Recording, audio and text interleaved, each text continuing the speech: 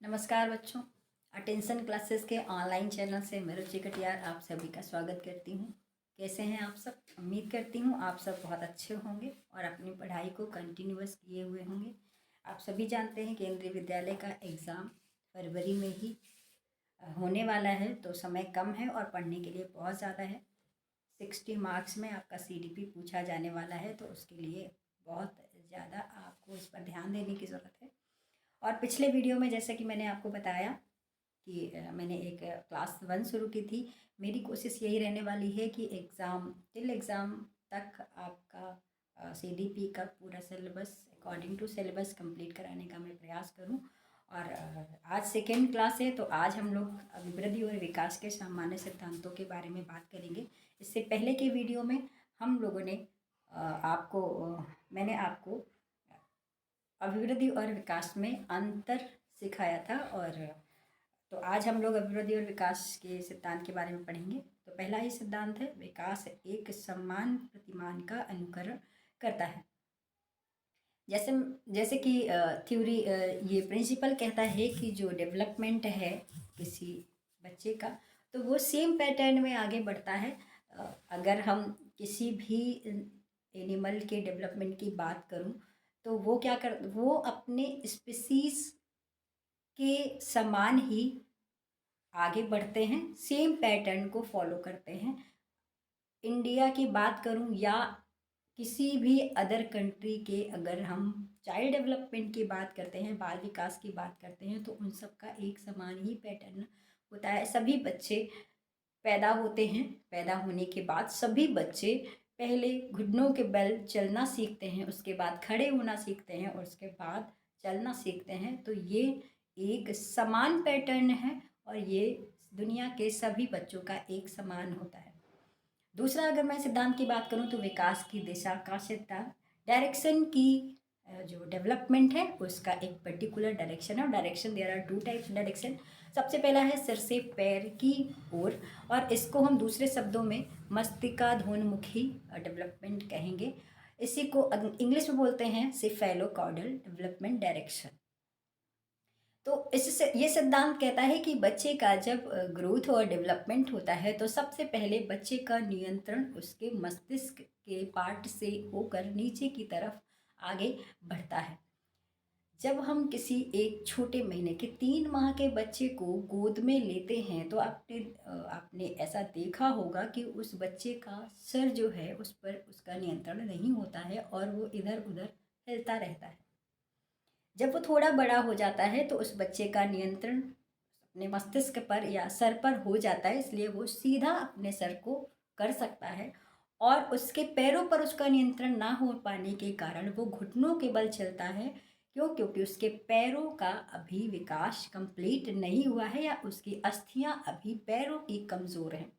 जैसे जैसे आगे बढ़ता है, तो जब बच्चा 1 साल का हो जाता है, तो उसके पैरों के भी मांसपेशियां इतनी मजबूत हो जाती हैं कि उसका नियंत्रण बच्चों के पैरों पर हो जाता है और वो आसानी से स्वतंत्रता से सीधे अपने पैरों पर खड़ा हो जाता है। तो विकास का पहला सिद्धांत कहता है सिर से पैर की ओर मस्तिष्काधोन्मुख, मतलब सिरपादीय दिशा। दूसरा है केंद्र से बाहर की ओर, जिसको हम प्रॉक्सिमल डिस्टल डेवलपमेंट कहते हैं। ये सिद्धांत कहता है कि बच्चे का विकास केंद्र के अंगों से बाहर के अंगों की ओर होता है। तो मैं जैसे आपसे बात करूं, तो यहाँ पर अगर किसी बच्चे का एक विकास का केंद्र से बाहर की ओर देखेंगे, तो सबसे पहले अगर मैं इस तरफ से बात करूं, तो ये आपका सेंट्रल पार्ट से जो अंग है, जैसे कि कंधा, तो ये केंद्र से थोड़ा पास में है। इसके बाद आपकी कोहनी और इसके बाद आपकी कलाई और फिर आपकी उंगली। तो एक बच्चे को अगर आप एक्शन करते हुए देखेंगे, तो जब बच्चा घुटनों के बल चलता है, तो उसके कंधे मजबूत होते हैं, जिसकी वजह से वो अपना शरीर का पूरा भार अपने कंधों पर लेकर और घुटनों पर चलने का प्रयास करता है। थोड़ा सा और प्रयास करता है, तो खड़े होते समय या किसी वस्तु को उठाते समय वो पूरे ऐसे अंगों का इस्तेमाल करता है। क्यों? क्योंकि उसके ये मजबूत हैं और उंगलियां मजबूत नहीं हैं। जब उसको पानी से भरा ग्लास दिया जाता है, तो वो ऐसे पकड़ने के बजाय उसको दोनों हाथों से पकड़ता है, हथेलियों का इस्तेमाल करता है। इसका कहने का मतलब क्या है कि उसकी हथेलियाँ पर नियंत्रण है, जबकि उंगलियों पर नियंत्रण उसका नहीं है। ठीक, तो इसको प्रॉक्सिमल डिस्टल डेवलपमेंट कहेंगे। नेक्स्ट सिद्धांत कहेंगे विकास का प्रसार सामान्य से विशिष्ट क्रियाओं की ओर होता है। जैसे कि नाम पे लिखा है कि विकास का प्रसार जो सामान्य से विशिष्ट क्रियाओं का होता है, मतलब पहले वो एक्शन होंगे जो सिंपलेस्ट हैं और इसके बाद कॉम्प्लेक्स होंगे। तो सिंपल से एक्शन की बात करें तो सभी आयामों में प्रक्रियाएं जो पहले सामान्य होती हैं। अगर मैं एक शारीरिक विकास का आयाम देखूं, फिजिकल डेवलपमेंट का आयाम देखूं, आस्पेक्ट देखूं, तो एक छोटे बच्चे का एक्शन क्या होता है, वो क्या करता है, पहले वो रेंगता है, इसके बाद घुटनों के बल चलता है, उसके बाद क्या करेगा, थोड़ा और उसकी अस्थियां मजबूत होंगी, मांसपेशियों का विकास और अच्छा होगा, तो वो क्या करेगा, उसके बाद वो क्या करेगा, खड़े होना सीखेगा और उसके बाद वो चलना सीखेगा। तो चलना एक स्पेशल एक्टिविटी है जिसकी शुरुआत कहाँ से होती है, रेंगने से होती है। सेम बात अगर मैं लैंग्वेज डेवलपमेंट की बात करूँ तो भाषा विकास के क्रम में सबसे पहले बच्चे वर्ण को बोलना सीखते हैं।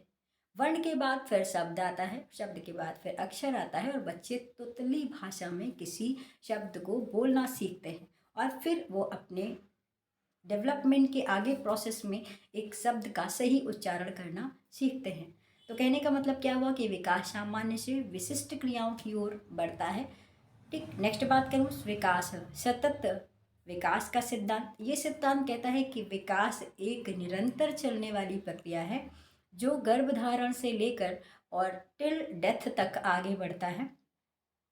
अगर इसको मैं इससे क्वेश्चन कैसे बनते हैं, जैसे ये कहेगा कि विकास कभी ना रुकने वाली एक प्रक्रिया है, कौन सा सिद्धांत इस लाइन को समर्थित करता है, तो आप कहेंगे कि निरंतरता का सिद्धांत। कंटिन्यूअस चलता है, निरंतर, कभी ना रुकने का मतलब क्या है, जो हमेशा चलता ही रहे। नेक्स्ट है असमान गति का सिद्धांत। ये कहता है कि विकास की अभिवृद्धि और विकास की गति विभिन्न आयामों में अलग अलग होती है। अगर मैं बात करूं कि फिजिकल डेवलपमेंट, अगर चाइल्डहुड एज में बात करूं या इन्फेंसी स्टेज में बात करूं, तो एक बच्चे का physical development, cognitive development, social development, emotional development कैसे होगा। तो एक शैशवावस्था की मैं अगर बात करूं तो उसका फिजिकल डेवलपमेंट है उस स्टेज में फास्ट होता है। नेक्स्ट बात करूं कॉग्निटिव डेवलपमेंट भी उसका फास्ट होता है। सोशल डेवलपमेंट थोड़ा स्लो होता है क्योंकि बच्चे अभी यहाँ पर दूसरों से बात करना नहीं सीखते हैं, तो इसलिए सोशल डेवलपमेंट नहीं है। अगर मैं बाल्यावस्था की बात करूं तो फिजिकल डेवलपमेंट यहाँ स्लो है, social development, cognitive development fast है। नेक्स्ट अगर मैं थ्योरी की बात करूं, नेक्स्ट सिद्धांत की बात करूं, तो नेक्स्ट सिद्धांत आता है एकीकरण का सिद्धांत। इसको हम समन्वय के सिद्धांत से भी लॉ ऑफ कोऑर्डिनेशन भी बोल सकते हैं। क्या कह रहा है, कह रहे पहले संपूर्ण अंगों को फिर अंगों के भागों को चलाना सीखता है। संपूर्ण अंगों का बात मतलब कहने का मतलब है कि अगर एक बच्चा जो घुटनों के बल अभी चल रहा है, वो चलने के लिए अपने शरीर के सभी अंगों का इस्तेमाल करता है। फिर क्या करता है, फिर अंगों के भागों को चलाता है। जैसे कि अगर मैं आपसे कहूँ कि पानी का ग्लास उठा के दीजिए, तो वो क्या उठा रहा है, मतलब क्या कर रहा है, वो अंगों के इस हाथ के पूरे पार्ट का मतलब क्या, भुजा, कोहनी, हथेली प्लस उंगलियों को एक साथ समन्वित रूप से मिलाकर वो एक पानी से भरा ग्लास को उठा पाता है। इसको क्या कहेंगे, एकीकरण का सिद्धांत। नेक्स्ट सिद्धांत कह रहा है अंतः संबंध का सिद्धांत। अंतः संबंध का सिद्धांत कहता है कि विकास के सभी क्षेत्र कितने हैं, बहुत सारे क्षेत्र हैं। जैसे कि फिजिकल डेवलपमेंट जिसको शारीरिक विकास कहेंगे, कॉग्निटिव डेवलपमेंट जिसको संज्ञानात्मक विकास कहेंगे, सामाजिक जिसको सोशल डेवलपमेंट कहेंगे, और संवेगात्मक जिसको हम इमोशनल डेवलपमेंट कहेंगे। ये सारे जितने भी एस्पेक्ट्स हैं, जितने भी आपके एरिया हैं, ये सभी एक दूसरे से जुड़े हुए हैं, मतलब कि इंटरकनेक्ट है। अगर एक भी एस्पेक्ट में किसी बच्चे का डेवलपमेंट स्लो हो गया या पीछे रह गया, तो उसका प्रभाव जो है वो विकास के अन्य क्षेत्रों में इक्वली पड़ेगा। इससे क्वेश्चन बनते हैं कि अगर किसी बच्चे का शारीरिक विकास अवरुद्ध हो गया है तो उसके संबंध में कौन सा कथन निम्नलिखित में सही है। वो ये कहेगा कि प्रभाव सभी क्षेत्र प्रभावित होते हैं, सभी क्षेत्र प्रभावित नहीं होते, एक दूसरे से स्वतंत्र हैं। तो क्या करेंगे, तो इसका क्वेश्चन सिंपल सा है कि अगर किसी बच्चे का शारीरिक विकास कमजोर है, वो कुपोषण का शिकार हो गया, तो किसी भी हालत में उसका कॉग्निटिव डेवलपमेंट अच्छा नहीं होगा, क्योंकि हमारे शरीर का ही एक पार्ट हमारा ब्रेन है और हेल्दी बॉडी में ही हेल्दी ब्रेन होता है। नेक्स्ट बात अगर बात करूं कि भविष्य तो क्या कहेंगे कि डेवलपमेंट की भविष्यवाणी संभव है या की जा सकती है। की जा सकने का मतलब ये 100% श्योर नहीं है कि जो आपने प्रिडिक्ट कर लिया किसी बच्चे के डेवलपमेंट के बारे में तो वो क्लियर ही होगा या 100% सही होगा, नहीं। हम इसको प्रिडिक्ट कर सकते हैं, 100% वो सही होगा या नहीं होगा इसके बारे में हम क्लियर नहीं कह सकते। तो जैसे बच्चे का जो शुरुआती दिनों का विकास होता है या शुरुआती दिनों की ग्रोथ होती है, उस ग्रोथ के बिहाफ पर हम उसके आने वाले भविष्य का डेवलपमेंट या ग्रोथ की एक कल्पना कर सकते हैं कि एक बच्चा जैसे जब उसका जन्म हुआ था तो उसकी हाइट ठीक ठाक थी या उसकी हेल्थ अच्छी थी, वो तंदुरुस्त बच्चा पैदा हुआ था, तो ऐसा मान लेते हैं कि ये बच्चा शरीर से स्वस्थ ही रहेगा या आगे भी ये ऐसा रहेगा। ठीक वैसे ही बच्चे के अगर उसकी कोई बच्चे का मानसिक विकास शुरुआती दिनों में ज़्यादा है, उसकी गतिविधियाँ दूसरे बच्चों की तुलना में थोड़ी अलग हैं, तो ऐसा मान लेते हैं कि ये बच्चा आगे चलकर बुद्धिमान होगा या वो एक साधारण बच्चा नहीं होगा। नेक्स्ट सिद्धांत की बात कर सकते हैं। नेक्स्ट सिद्धांत की बात करेंगे तो नेक्स्ट सिद्धांत कौन सा है। नेक्स्ट सिद्धांत कहता है कि विकास कैसा है, तो व्यक्तिगत होता है। व्यक्तिगत मतलब क्या है, इंडिविजुअल डिफरेंसेस होते हैं। जैसे अगर मैं आपसे बात कहूँ कि किसी बच्चे का जो डेवलपमेंट है वो इंडिविजुअल होता है, वो ग्रुप में नहीं होता। जैसे अगर मैं आपसे एक बात कहूँ कि एक लड़का और एक लड़की जो एक ही माता पिता की संतान हैं, दोनों में एक जैसे होने के बाद, सेम माता पिता से जन्म लेने के बाद भी उन दोनों में पर्याप्त अंतर होते हैं। दूसरा एग्जाम्पल समझिए कि दो जुड़वा बच्चे जो दिखने में बिल्कुल एक जैसे हैं, फिर भी उनमें फिजिकल डेवलपमेंट के अलावा भी मेंटल डेवलपमेंट, सोशल डेवलपमेंट और अगर हम इमोशनल डेवलपमेंट की बात करें, उनकी रुचियों की बात करें, उनकी अभिवृत्तियों की बात करें, तो उन सब में पर्याप्त अंतर देखने को मिलता है। जैसा एक बच्चे का डेवलपमेंट होगा, ऐसा बिल्कुल भी जरूरी नहीं है कि क्लास के सभी बच्चों का मानसिक विकास उस बच्चे के जैसा हो, ये बिल्कुल ज़रूरी नहीं है। आपने देखा है कि अगर एक लड़का और एक लड़की, तो बात करते हैं कि एक लड़का और एक लड़की में भी पर्याप्त भिन्नताएं देखने को मिलती हैं, चाहे वो सेम एज में ही क्यों ना हो। नेक्स्ट बात करते हैं, नेक्स्ट सिद्धांत क्या है, चक्राकार होता है। विकास हमेशा सीधा ना होकर कैसे चलता है, तो स्पाइरल वे में होता है। इसको हम वर्तुलाकार गति भी कह सकते हैं। तो बालक का विकास एक समान गति से सीधा ना चलकर विकास को प्राप्त नहीं होता है। तो कैसे होगा, बल्कि ये पीछे हटकर अपने विकास को परिपक्व और स्थायी बनाते हुए आगे बढ़ता है। जिस समय बच्चे का डेवलपमेंट होता है, लाइक दैट, जैसे मैं एग्जांपल की बात करूं, बच्चे का शारीरिक विकास जब होता है तो उसकी जो एक्टिविटीज़ होती हैं वो पहले सामान्य सी होती हैं।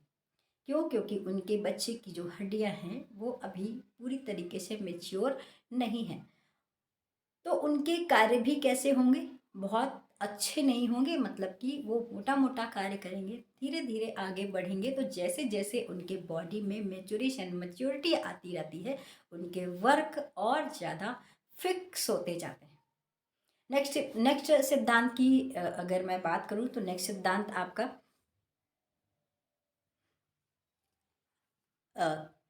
नेक्स्ट सिद्धांत ये कहता है कि विकास में परिपक्वता और अधिगम की महत्वपूर्ण भूमिका होती है। डेवलपमेंट में लर्निंग और मेच्योरिटी की महत्वपूर्ण भूमिका होती है। इससे बहुत सारे क्वेश्चन बनते हैं फ्रेंड्स। कैसे बनते हैं? जैसे पूछा जाता है कि अभी अधिगम आगे चलता है या विकास अधिगम के पीछे चलता है, या विकास आगे चलता है और विकास के पीछे अधिगम चलता है, एक दूसरे से स्वतंत्र हैं या एक दूसरे से निर्भर हैं, इसमें क्या सही है? तो इसके लिए पहले आप मेच्योरिटी को समझें और इसके बाद लर्निंग को समझें, फिर आप इसका आंसर अच्छे से क्लियर करके दे पाएंगे। कह रहे हैं परिपक्वता जो है एक व्यक्ति के लिए अधिगम हेतु सामान्य प्रारूप और क्रम को निर्धारित करता है। जैसे मैं आपसे कहूं कि आपको चलना है या आपको सीखना है कोई एक चीज, जैसे लिखना सीखना है, तो लिखना सीखने के लिए आपकी उंगलियों की हड्डियां इतनी मेच्योर हों जिससे कि पेन पकड़ा जा सके। अगर आपकी अस्थियां उतनी मेच्योर नहीं हैं तो आपका लिखना उतना साफ और क्लियर नहीं होगा।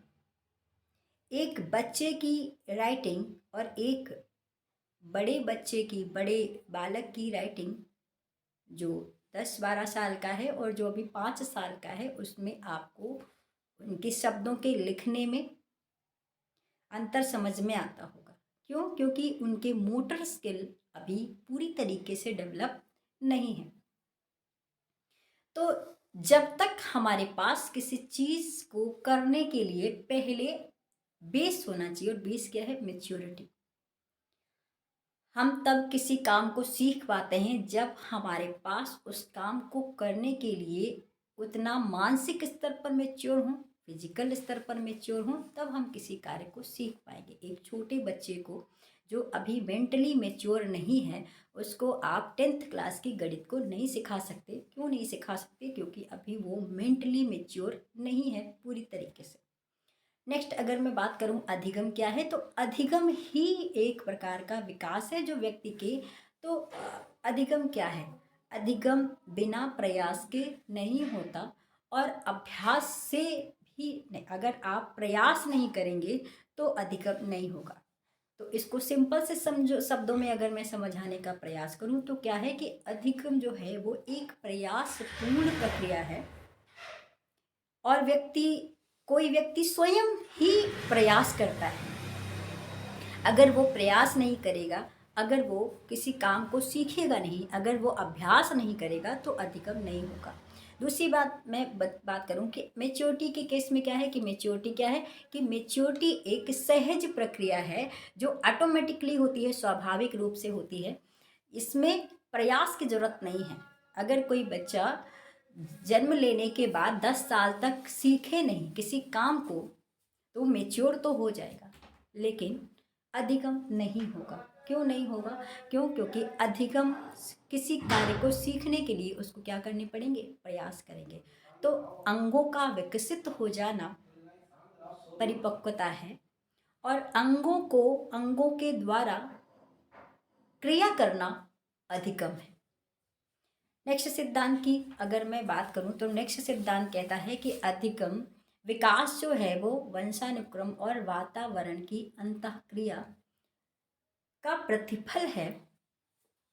तो ये फार्मूला आता है और एग्जाम में खूब पूछा जाता है कि D=H/E। विकास बराबर है वंशानुक्रम और वातावरण के। तो वंशानुक्रम क्या है? वंशानुक्रम किसी बच्चे के विकास का एक सीमा का निर्धारण करता है। कौन? विकास। और वातावरण क्या करता है? उस सीमा तक किसी बच्चे का विकास होगा या नहीं होगा ये निर्भर करता है एनवायरनमेंट पर। जैसे कि एक बच्चे का जिसका जन्म बहुत अच्छा हुआ है, वो फिजिकली और बहुत अच्छा है, मतलब वो हेल्दी है, और जन्म लेने के बाद उसको खान पान या उसके भोजन पर ध्यान ना दिया जाए तो उसका शारीरिक विकास अच्छा हो सकता था, लेकिन नहीं हुआ। क्यों? क्योंकि उसके खान पान पर ध्यान नहीं दिया गया। ठीक वैसे ही बात करें तो इस पर क्वेश्चन क्या बनता है कि विकास, वंशानुक्रम और वातावरण के संबंध में कौन सा कथन सही है। तो क्या बात करेंगे कि वंशानुक्रम विकास की सीमा का निर्धारण करता है और उस सीमा तक विकास होना या ना होना ये निर्भर करता है किस पर, वातावरण पर। तो ये कुछ सिद्धांत थे जो वंशानुक्रम और जो विकास और जो अभिवृद्धि और विकास के संबंध में थे।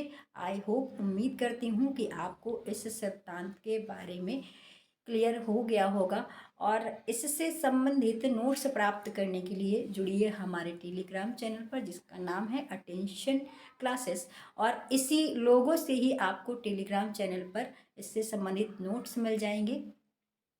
आगे के बारे में बात करते हो तो अगर आपको हमारा ये पढ़ाया समझ में आ रहा है, अगर आपको वीडियो अच्छा लगा हो तो चैनल को लाइक, शेयर एंड सब्सक्राइब करना ना भूलें। और ऐसे ही अच्छे नोट्स के साथ में और अच्छे एक्सप्लेनेशन के साथ आपसे जुड़ते रहेंगे। तब तक के लिए धन्यवाद।